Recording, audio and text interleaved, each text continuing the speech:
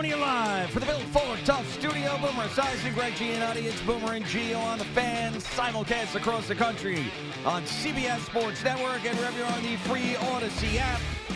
Good Monday morning. I have been in the city ever since the last time I spoke to you at Friday at 10 o'clock. It's been a really weird weekend with the weather and all the things and everything that happened to be socially this weekend. Very odd. And I'll get to it at some point. But everybody is here, and everybody is here safe. And that's all we care about. And we hope that you get to work safe. What are you doing? Yeah, all right, I got you. He wants to move the helmets around of the teams that won.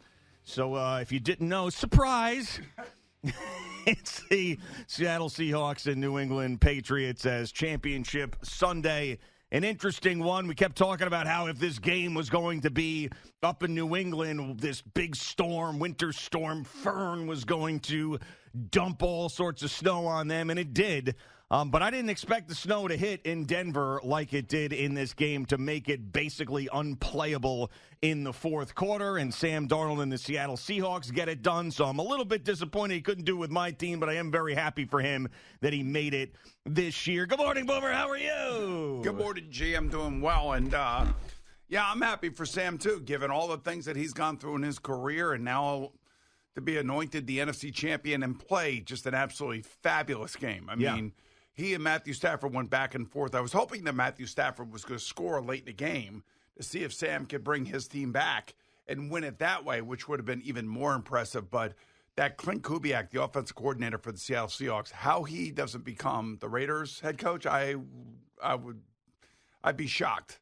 I mean, Tom Brady's sitting there doing the whole game, and he's talking about the offense of the Seattle Seahawks, and he's gushing over Clint Kubiak. Sure. And, you know, we all know what Tom Brady does in the other part of his life. He actually owns part of the Raiders, and his buddy is the general manager. So That's right. I would think that, man, watching what Sam Darnold has done with him as his offensive coordinator and Sam as quarterback, you would think that that would be the perfect spot for him. But I was just...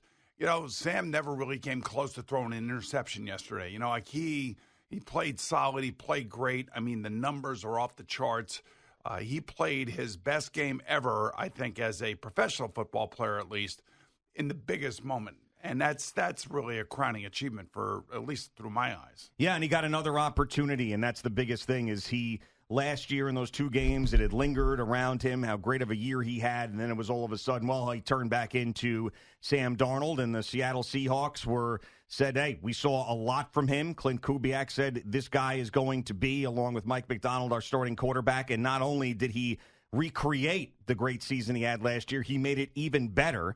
And then he gets the same opportunities as he had last year, and then this year wins those games and then gets an opportunity to play in the divisional round, in the NFC Championship game, and now gets a chance to play in the Super Bowl. It really is an incredible story, and you think about all the great quarterbacks that have dominated the NFC and AFC, especially the AFC over the years. And now you got two guys, you know, one who was left for dead in the NFL and the quarterback blender who has gotten his team, the Seahawks, to the Super Bowl, and another guy who was drafted just a couple of years ago in his second season, taking the New England Patriots, who felt like they were away for 10 minutes, back to the Super Bowl. So it is very interesting and different.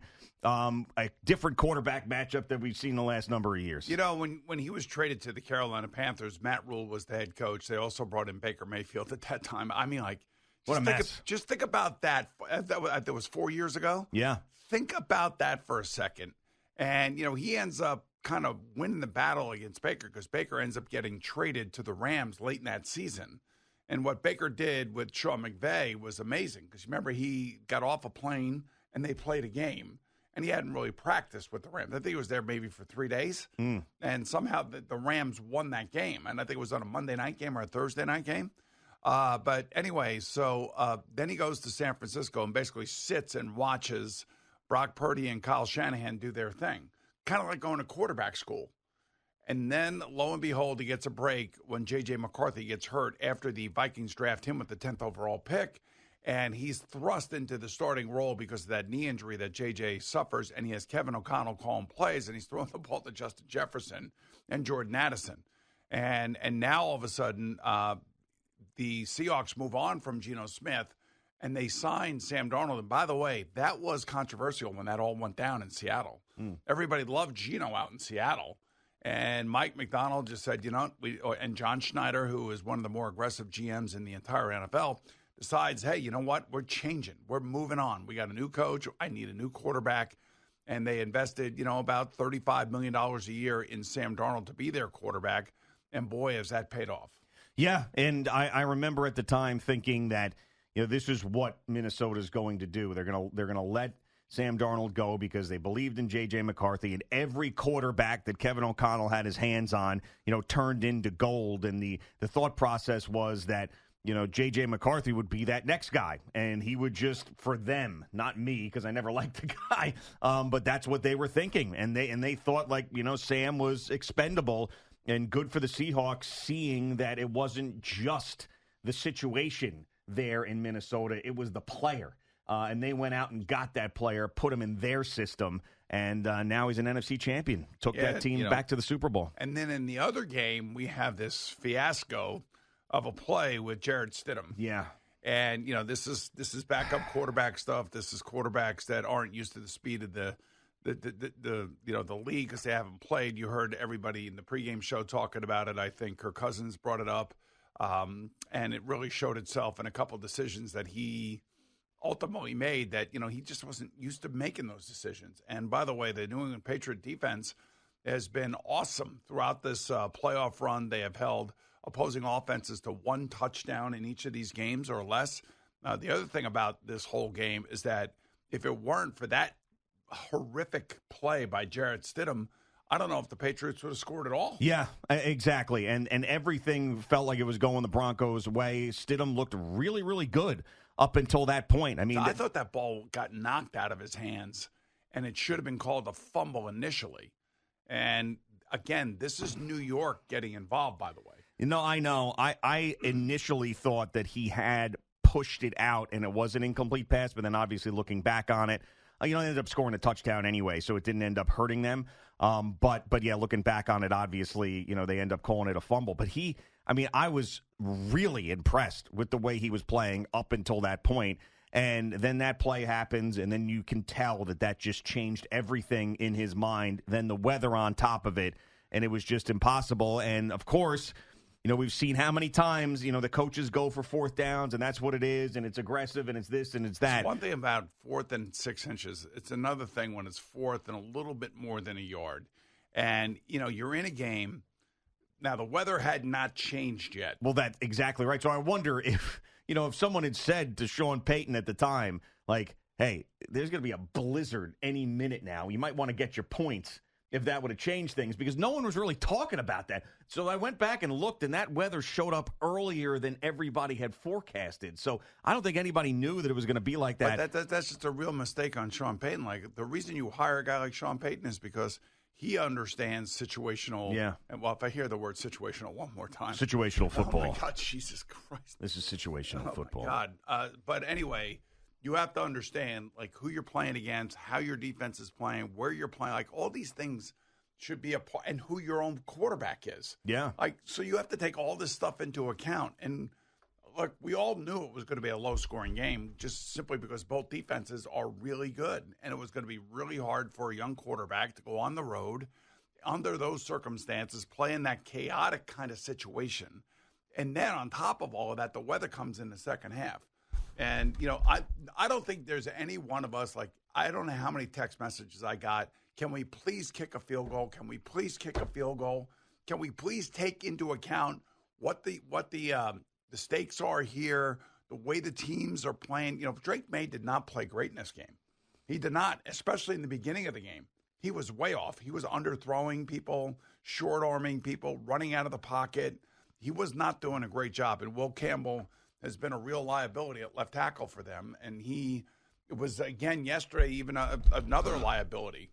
So, I don't know why Sean Payton doesn't kick the field goal there. Well, I think I wanted him to kick the field goal. I had picked the Broncos, and the points, so I was rooting for the Broncos. I wanted that field goal there, obviously, for that reason. The only devil's advocate that I could play is that at that point, Denver had all the momentum, and Sean... And he just gave it back to him. Well, I know, but... Right. I know that if you miss it, you give it back to him, but I'm thinking he's feeling great about his team, foot on their neck, let's go get it, score a touchdown, make it 14-0, and then his place is going to be going crazy. And I thought he got caught up in the moment a little bit and didn't want to feel like he was playing scared with his backup quarterback, and it just wasn't the right decision. So, ultimately, when you look at this game from a Denver perspective, Jared Stidham is a good athlete. He hasn't played in 2.5 years. He looked rusty. He had a couple nice throws. But, he doesn't have the athleticism that Bo Nix has. Right. He doesn't run all over the place like Bo Nix would always run out of trouble, make plays, run for first downs, kind of like Drake May did yesterday, kind of like Sam Darnold did yesterday. Every now and again, you got to run for a first down. You got to go make a play. And this kid just, that's why he's the backup. But he's not Bo Nix. If Bo Nix was playing in that game yesterday, Denver would have won. Yeah. You want to talk about a bad beat, by the way, that I was just thinking about? So yesterday, I take the Broncos and the points at FanDuel Sportsbook. I also take R.J. Harvey, the running back, over 37.5 rushing yards, all right? So in the fourth quarter, he goes over. He gets to 40. And a friend of mine who had the same bet goes, there it is. Now just don't go backwards, all right? He ends up on his next carry losing 3 yards, back to 37, and then never gets another carry. And when he was at 40 and over, that damn algorithm gave me a cash-out option. And I'm like, giving me a cash-out option? I already won the bet. Like, you really think he's going to go back 3 yards? And I should have taken it. I should have taken the cash-out option. He ends up going backwards 3 yards. I said, you son of a bitch. All you had to do was go forwards or not go back a full 3 yards. So I almost hit the mother load yesterday. Almost, man. I had the over in the Rams-Seattle game. Okay. I had a Walker anytime touchdown. Okay. I had an Adams anytime touchdown. Yeah, okay. I had a Kyron Williams anytime touchdown. I had both Nakua and Smith and Jigba more than 7 receptions. Okay. And I took the Rams plus 2.5. Oh, yeah. Yeah. Right there. That hurt. That really hurt. Yeah. That would have been the mother load. Did Right. you put that out there as part of like the FanDuel promotions? I don't know if they put it. I did send it in the FanDuel. Oh man, right there. You were sniffing it. But I'll tell you, and I'm thinking if Matthew Stafford can score on that last drive that they have the ball, all of this would have covered. Oh yeah. I mean, listen, you were all over it except for the Rams. Except for the Rams doing what they I felt needed like to I do. had to stay with the Rams because I had the Rams as my Super Bowl team like since the beginning. Yeah. So I had to stay with them. Sure, of course. Yeah, I mean, I had picked Denver to go to the Super Bowl before the playoffs started. I was on them, just couldn't get it done. And now, I mean, the Super Bowl is interesting for football fans, of course, but I think for the non-football fan, this is going to be a... Well, you don't have Joe Burrow, you don't have Josh Allen, you don't have Patrick Mahomes Right. on the AFC side of things. Right. And on the NFC side of things, you don't have Matthew Stafford and the Rams, of course. It's like Seattle's a really good team, and they have been a good team all year long, and they've been balanced, and they've been as balanced as any team in football. Their defense is good. I would think this. I think both of these teams in the Super Bowl will get like in the mid-20s. I think it's going to be like a 24-20 game, 27-24 type of game. I don't see either team scoring in the 30s. Do you?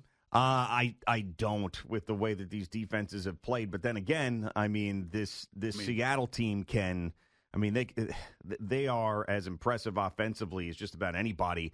I mean, I think because they were playing the Rams, and the Rams on paper are, with Nakua and Stafford and Devontae Adams and Kyron Williams, they feel like they're a better offensive team. I mean, Seattle's, just as good. I mean, with the way that Kenneth Walker was running, the season that Jackson Smith and Jigba has had, Sam playing at an MVP level. I mean, they're Clint Kubiak working magic.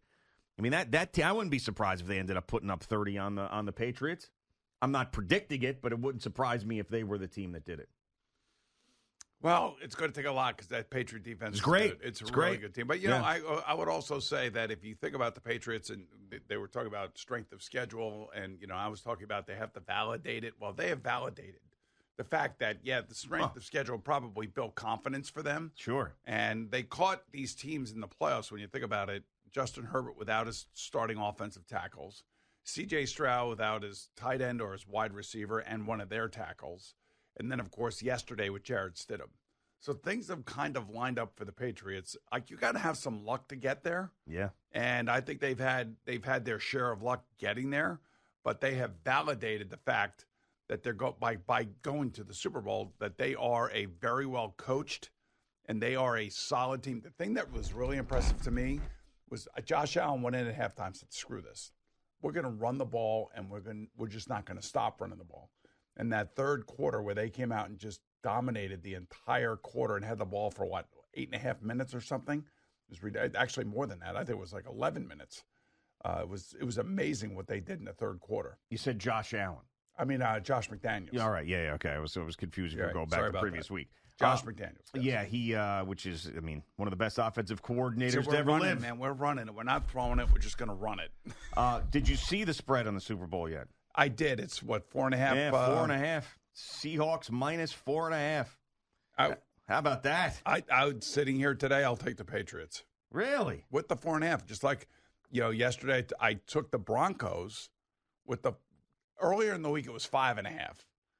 At the end of the week, it was 4.5. I would have kicked off. It was 3.5. And so again, you covered though. Yeah. I felt like the Broncos would cover. I thought that the Patriots would win just simply because of the backup quarterback situation. And that's what happened. Yep. And here we go, Super Bowl 60, Santa Clara. Once again, the Seahawks and the Patriots.